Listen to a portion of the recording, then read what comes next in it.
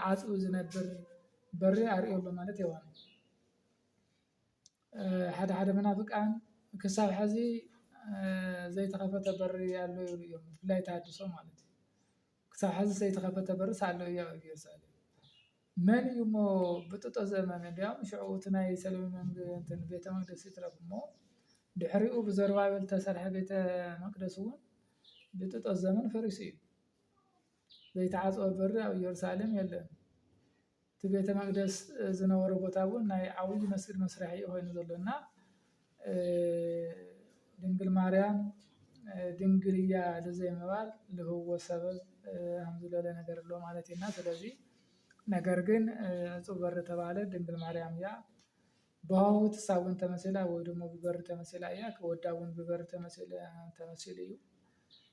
ካልኦት እውን ብበር ተመሰሉ እውን ብዙሓት ኣለዉ ብፍላይ ኣጋንንት እውን ብበር ተመሲሎም እዮም ነናይ ባዕሉ ትርጉም ኣለዎ ድንግል ማርያም ተመሰለትሉ ስለ ድንግልና እዩ ተዓጽወ በሪ ኣምትላት ባህለ ናረ እፁብ በር ተባለት ማንም ብዘይ ዘርአ ብእሲ ፀኒሳ ለወለደት ኣምላክ ዝወለደት ምዃና እፁብነታ ግን በብዙሕ ነገራት ሊቃውንቲ የመስጥርዎ እዮም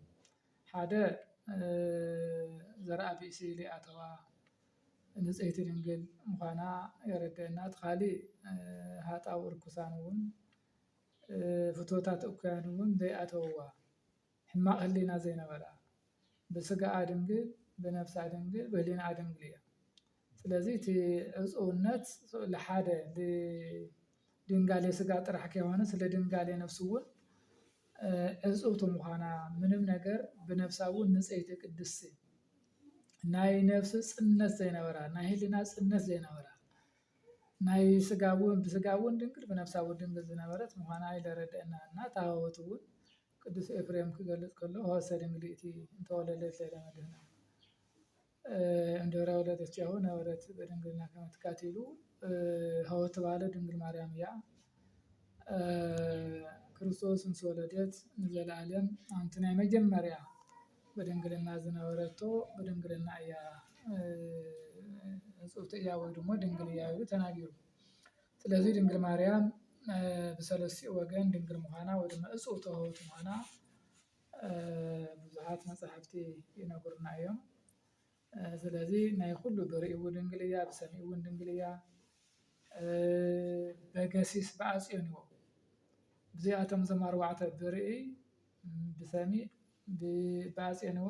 ብገሲስ እውን ይብላ እዮም ብምርኣይ ብምስማዕ ብምድሳስን ብምስታት ወይ ደግሞ ምጭናው ማለት ጠረን እዚ እውን ማለት ናይ ወራዚ ጠረን ዘይብላ ናይ ካሊእ ድምፂ ናይ ዓለም እዚ ናይ ፀወታ ድምፂ ዘይትሰምዕ ናይ መላእክቲ ዝማሬ እምበር ምግሳስ እውን ማንም ኢዳ ካሊእ ዘይገሰሰ ብኩለንተና ድንግል ምዃና ብዓይና እውን ድንግል በእዝና እውን ድንግል በኣፍንጫ እውን ድንግል ብኢዳ እውን ብእግራ ብኢዳ እውን ድንግል ብኩለንተና ድንግል ምዃና ይረድአና እሞ ስለዚ ድንግል ማርያም ዘለዓለማዊት ድንግል ዝኾነት ትሕቲ ሰማይ ኣብ ልዕሊ መሬት ሰበይቲ የላን ዋላ ካልኦት ኣንስቲ ብግዚኦ ንፅሃን ዋላ እንትኾና ወይ ድማ ብስጋ ድንግልና እንተሃለወን ብነፍሲ ግን ድንግልና ከም ዘይከኣለን መፅሓፍ ይነግረና እዩ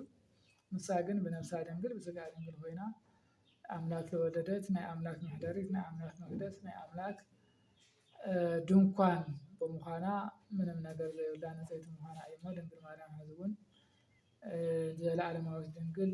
ልክዕ ከምቲ ሃዋርያት ዝመስከርዎ ነቢያት እውን ቀዲሞም ብትንቢት ተናገርዎ